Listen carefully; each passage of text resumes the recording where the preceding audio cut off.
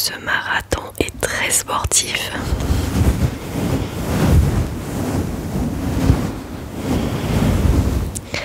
Alors aujourd'hui, on ne change pas une équipe qui gagne. Comme vous avez dû le voir dans le titre. Eh bien, on repart pour se cultiver avec des savoirs insolites.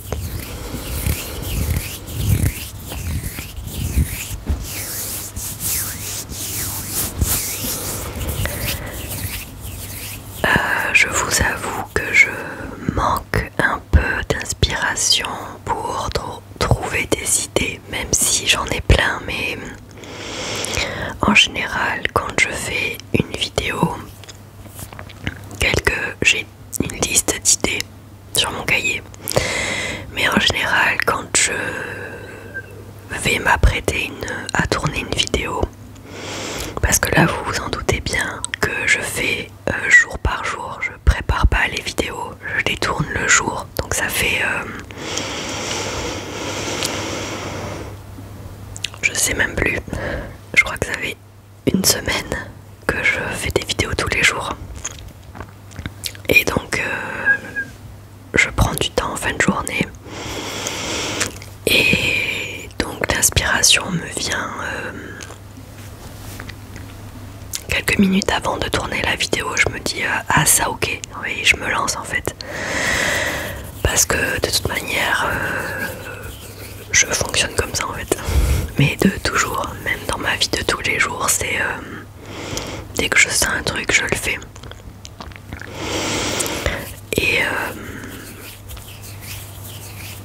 et donc du coup je trouve les idées les idées, ouais. Je m'égare. Bon bref, je trouve les idées quelques minutes avant de tourner la vidéo. Et suivant mon intuition et suivant ce que j'ai envie, en fait c'est surtout ça, c'est surtout sur le moment, qu'est-ce que j'ai envie de vous tourner. Bon bref, on va pas épiloguer, ça fait déjà 3 minutes. On va plutôt passer au sujet. C'est plus intéressant que ce que j'ai à dire, je pense. Vous avez vu, j'ai coupé mes cheveux il y a 2 mois. Mais je m'en doutais. Je les avais, je crois, vous les voyez pas, mais ils sont déjà énormément poussés, on le voit avec la frange. Voilà, je suis quelqu'un qui a les cheveux qui poussent très vite et qui est toujours mal coiffé aussi. Vous voulez du blabla? Bon ben là vous en avez un. Bon bref, on n'est pas là pour faire un roleplay cheveux. Voilà, bref. Je crois que je sais pas comment je vais terminer à la fin de ce marathon.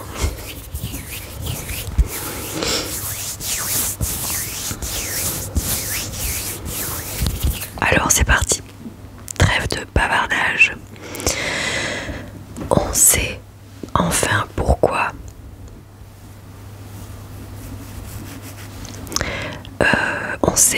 pourquoi le câble de l'appareil à raclette est toujours trop court.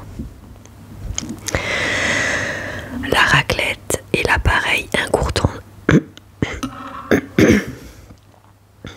Qu'est-ce qui fait ce bruit là? Si je fais ça.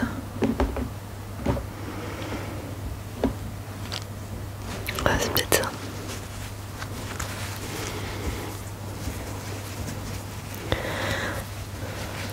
Les fils de mon sweat tapent contre le micro. Ouais, c'est mieux. Alors, la raclette est l'appareil incontournable pour un hiver gourmand. Placé au milieu de la table, il permet de se réunir pour déguster du fromage fondu, accompagné de charcuterie et de pommes de terre. D'ailleurs, on sait enfin pourquoi le câble des appareils à raclette est toujours toujours trop court. Vous la sentez, cette bonne odeur de fromage fondu qui embaume la pièce pendant des jours.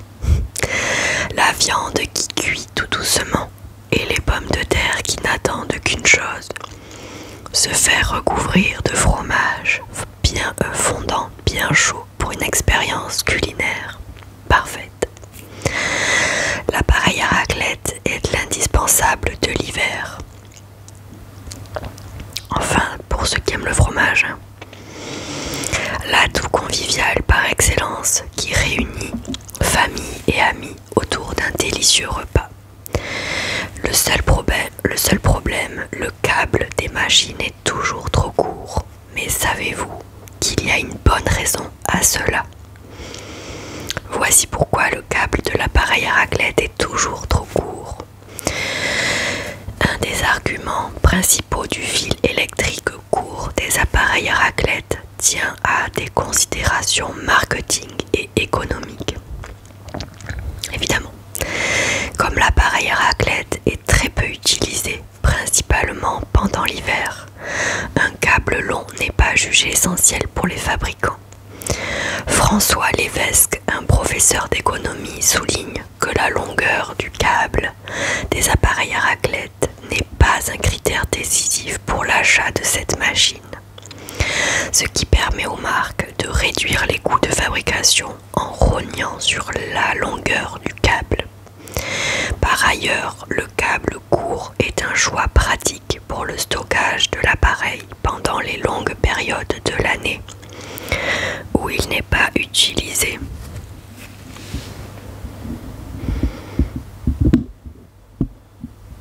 C'est toujours un problème ça.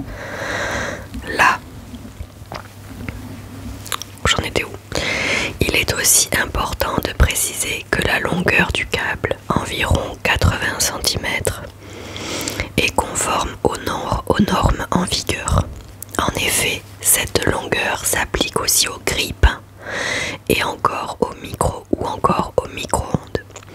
Mais étant donné que l'appareil à raclette est placé au milieu de la table, l'impression de fil électrique trop court est amplifiée.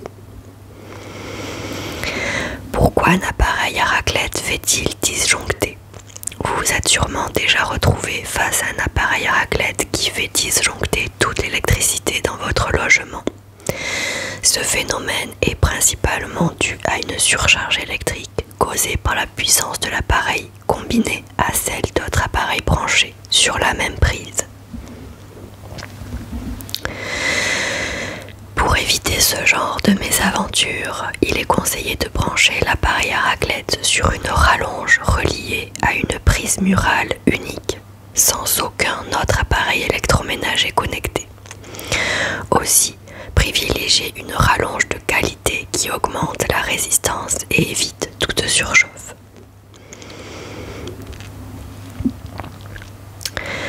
Ensuite, on va partir avec quoi? Ici, on va partir sur la Lune. Avec quel pied Neil Armstrong a-t-il fait le premier pas sur la Lune? Le pied gauche, et ce n'est pas un hasard. Pendant la préparation de la mission Apollo 11, tous les scientifiques se demandaient si la surface de la Lune était assez dure pour accueillir le module et ses deux occupants, Neil Armstrong et Buzz Aldrin, ou s'il serait englouti dans l'épaisse couche de poussière appelée régolithe qui couvre le sol lunaire.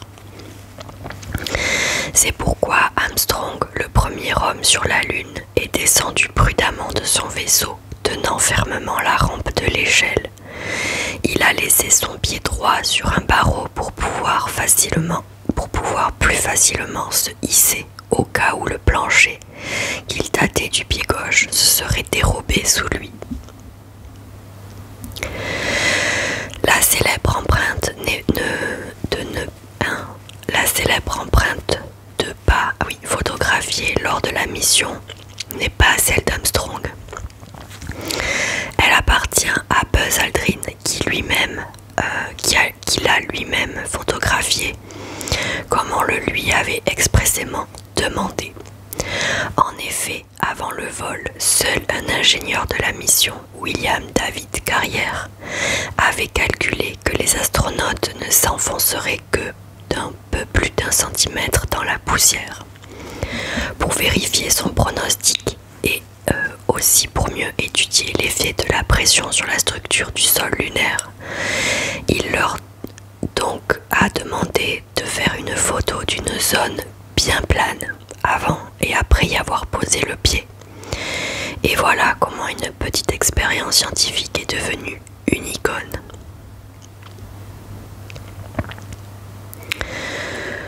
Voilà, donc pied gauche pour Neil Armstrong.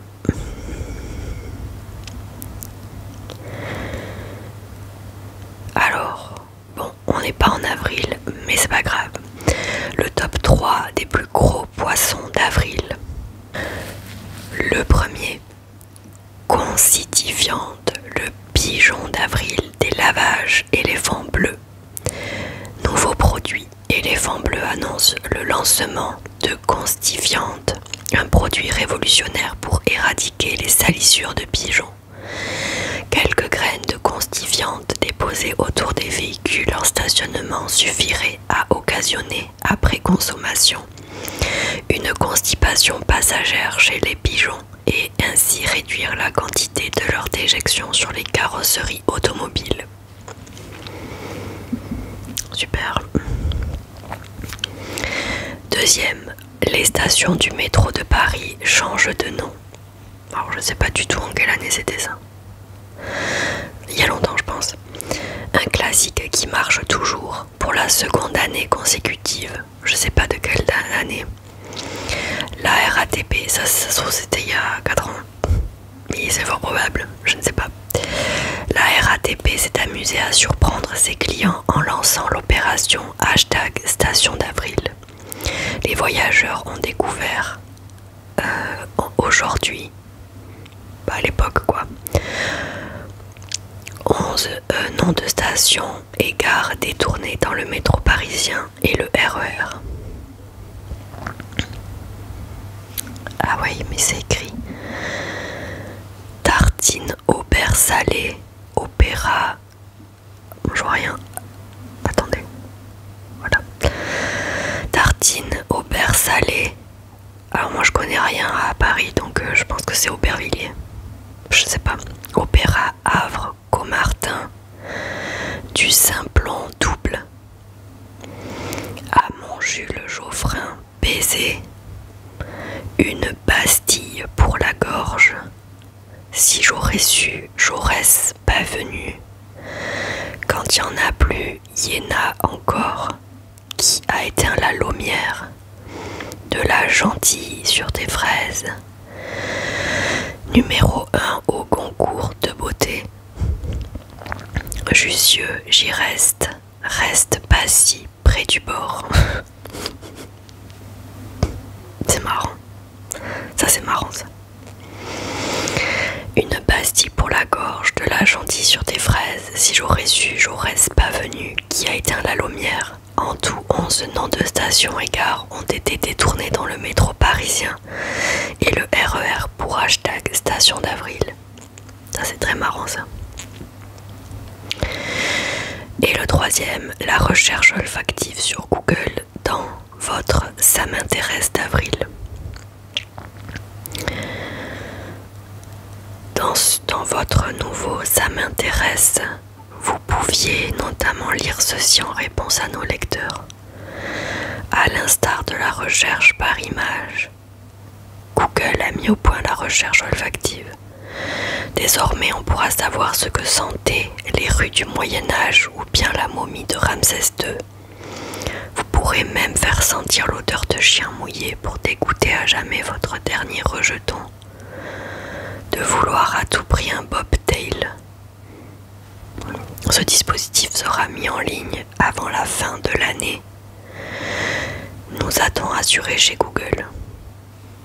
Bon. Je suis pas certaine de... Enfin moi ça me fait pas rire. Ah si, mais franchement les stations de métro j'adore. J'adore. Bon, ensuite,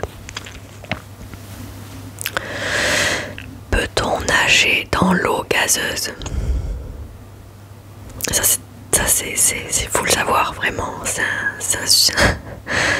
un truc qu'il faut savoir. Est-ce qu'on peut nager dans de l'eau gazeuse? C'est une question que je ne sais pas qui s'est déjà posée, mais pas moi perso. Je me suis jamais posé cette question, même si je crois que j'avais entendu dire qu'on pouvait pas. Mais on va voir. Tant que le gaz reste sous forme dissoute, oui. Mais s'il redevenait gazeux, la flottabilité du nageur serait compromise. Une eau gazeuse contient 6 grammes de CO2 par litre. Si 2 grammes seulement du CO2 de chaque litre de la piscine retrouvait leur état gazeux, sous forme de petites bulles, l'eau serait constituée de 50% d'eau et de 50% de bulles. Oui, un mélange à la masse volumique 2 fois inférieure à l'eau ordinaire. Des expériences pour comprendre le dégazage de méthane fossile. Or, dans et le marathon, ça va être quelque chose à la fin, je vous le dis. Surtout qu'il va falloir que je tourne 2 vidéos par jour à partir de demain pour avoir une vidéo pour lundi, mardi, mercredi parce que je suis pas là. Je vais me régaler, déjà que je sais à moitié parler. Or, dans cette eau pleine de bulles, la poussée d'Archimède qui assure la flottabilité des corps serait elle aussi 2 fois moins intense et le nageur coulerait. Une compagnie pétrolière américaine a réalisé cette expérience en diffusant de l'air depuis le fond d'une piscine. Résultat, la maquette d'un pétrolier a coulé. Le but était de reconstituer le dégazage de méthane fossile au fond des océans, phénomène qu'on soupçonne d'être à l'origine de la disparition de bateaux. Ok, donc on peut pas... J'ai plus de souffle non plus. Donc on ne peut pas nager dans de l'eau gazeuse. Si au repas de Noël vous buvez de l'eau gazeuse, eh bien vous penserez à moi et vous vous direz tiens, eh bien Ariane nous a dit qu'on ne pouvait pas nager dans de l'eau gazeuse. Et puis là vous allez sortir votre savoir à tout le monde et vous allez leur dire vous savez si on peut nager dans de l'eau gazeuse, et là vous allez répondre et là vous allez leur dire ben non on peut pas les explications, bref. Ensuite, savoir suivant. Pourquoi les repas n'ont pas le même goût en avion? La saveur d'un repas provient principalement non pas de la gustation mais de l'olfaction. C'est donc la muqueuse olfactive qui détermine le goût de ce que nous mangeons. Or, dans un avion de ligne, la pressurisation de la cabine est d'environ 20 à 25% plus faible que celle de la pression atmosphérique au sol. Mais doucement la porte. Oh là là. Le volume de gaz de l'organisme augmente, ce qui provoque entre autres le gonflement de la muqueuse olfactive. Tous les sens sont sollicités lors d'un repas. Par ailleurs, l'humidité est inférieure à 20% contre 30% au sol. La muqueuse est gonflée et asséchée. Ceci qui modifie le goût des aliments, comme lorsque l'on est enrhumé. En outre, des études menées pour Lufthansa ont montré qu'un bruit de fond permanent, comme en avion, donne l'impression que la nourriture est moins salée que lorsque l'on mange au calme. Comme les autres saveurs sont évaluées par rapport à celles du sel, elles en sont altérées. Ok.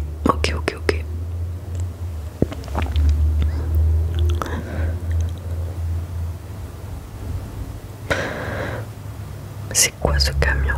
C'est pas un camion qui passe là, c'est un... Vous entendez? Mais la route elle est super loin.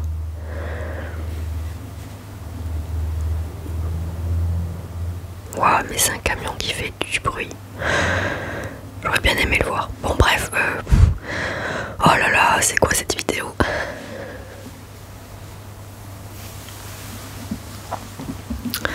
En plus je suis super essoufflée, on ne croirait pas comme ça, mais faire de l'ASMR ça demande beaucoup de gestion et de reprise de souffle. Surtout dans un micro. Bon, du coup je suis très essoufflée aujourd'hui. Ensuite, il est possible de faire de la planche à voile dans l'espace. Peut-on faire de la planche à voile dans l'espace? Oui, avec une voile solaire. Évidemment. Quand un bateau avance grâce par le vent, l'air frappe la voile et exerce une pression. Avec une voile solaire, c'est la lumière qui pousse. Placée dans l'axe d'une source lumineuse, la voilure est percutée par un flot de photons qui lui transmettent de l'énergie. Ok. Pour se diriger, il suffit d'orienter la voile, mais cette pression qui n'a aucun effet dans le vide est faible. En 2010, il a fallu un mois à la sonde japonaise Ikaros pesant 315 kg pour monter à 30 km/h, alors que sa voile mesurait 173 mètres carrés. Le succès viendra peut-être de la miniaturisation. Le projet Breakthrough Starshot envisage d'utiliser ces voiles pour lancer des sondes de quelques grammes vers Alpha du Centaure, l'étoile la plus proche du système solaire. C'est un article qui date, alors peut-être que ça a déjà été fait ou que c'est abandonné, je ne sais pas. Sur la Terre, un puissant laser, source de photons braqué sur la voilure de 4 mètres carrés, les propulserait à 160 millions de km/h. Résultat, 30 ans de voyage contre des dizaines de milliers d'années avec nos fusées et sans une goutte de carburant. Ils sont bizarres les savoirs aujourd'hui, non? J'ai sélectionné des savoirs un peu bizarres. Et là, on est encore parti. Le vrai goût d'un voyage sous-marin ou spatial. Visiter l'épave du Titanic, 85 000 €. L'agence américaine, bon c'est un article qui date de 2019, vous m'en voudrez pas, mais maintenant il faut que je pioche dans les articles un petit peu plus anciens parce que j'ai beaucoup sélectionné des articles récents, mais bon après c'est pas ça a pas changé, enfin si du coup ça oh là là.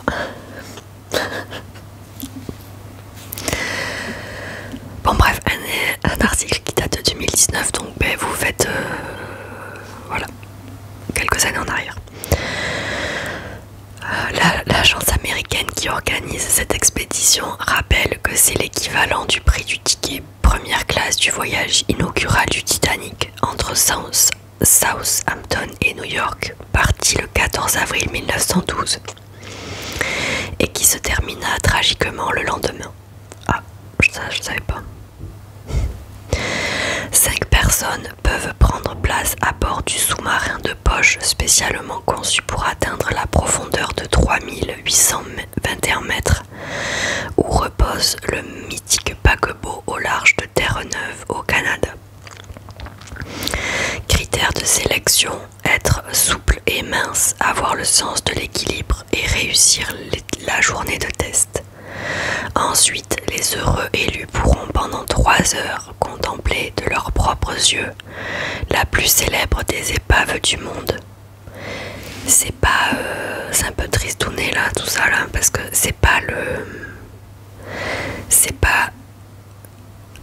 vaisseau sous-marin là qui a justement emporté 4 personnes il y a quelques mois, 1 ou 2 ans. Ben, j'ai bien l'impression. Bon,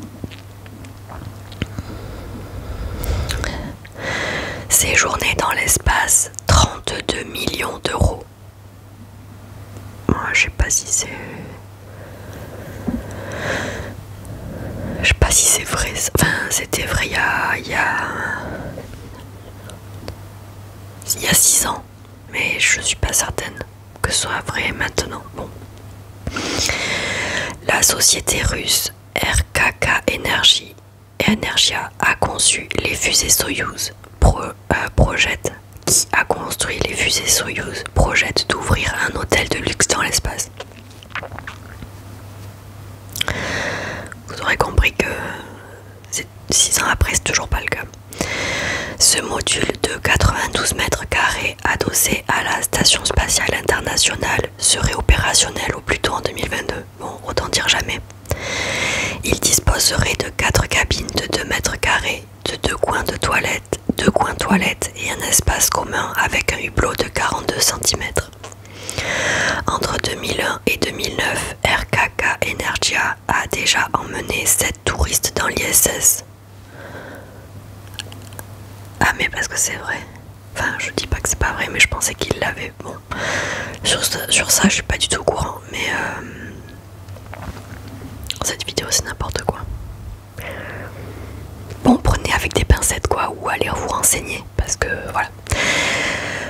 L'entreprise souhaite aujourd'hui proposer aux millionnaires de rester une dizaine de jours dans son module pour 32 millions d'euros et pour 16 millions de plus d'effectuer une sortie spatiale.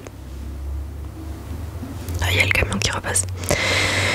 Si ça vous semble cher, optez pour un voyage low cost comme celui de 2 heures que Virgin Galactic prévoit de commercialiser au-dessus de l'atmosphère à 110 km d'altitude. Prix seulement 200 000 euros. Bon, il y a, comment ça s'appelle? Il y a Blue Origin. C'est quoi ce camion? Bon, vous aurez compris que... Ah mais c'est tout, c'est le dernier savoir que j'avais sélectionné. Très particulière cette vidéo, il y a tout qui est, je sais pas, bizarre. Bon, allez, bah du coup c'est tout pour moi.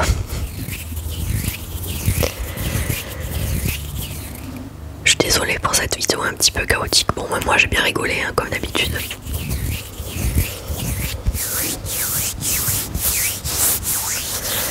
Je vous retrouve demain en forme et pour d'autres aventures toujours plus exceptionnelles les unes que les autres. J'espère que cette vidéo vous aura plu, je ne sais pas, au moins que mon chuchotement vous aura apaisé. Si ce que j'ai dit c'était pas toujours très vrai, je me contenterai de prendre des informations un peu plus récentes avec des articles un peu plus fournis aussi. Et donc je vous fais plein de gros bisous. Je vous dis donc à demain pour de nouvelles aventures toujours plus folles. Prenez bien soin de vous. Sortez avec couvert avec des écharpes et des bonnets. Quoique dans le sud il fait pas très froid. Et je vous dis donc à demain, ça fait 3 fois que je le dis. Je vous fais des bisous, prenez bien soin de vous. Ne tombez pas malade, soyez heureux. Et voilà, c'était ça la fin. Soyez heureux. Allez, bisous.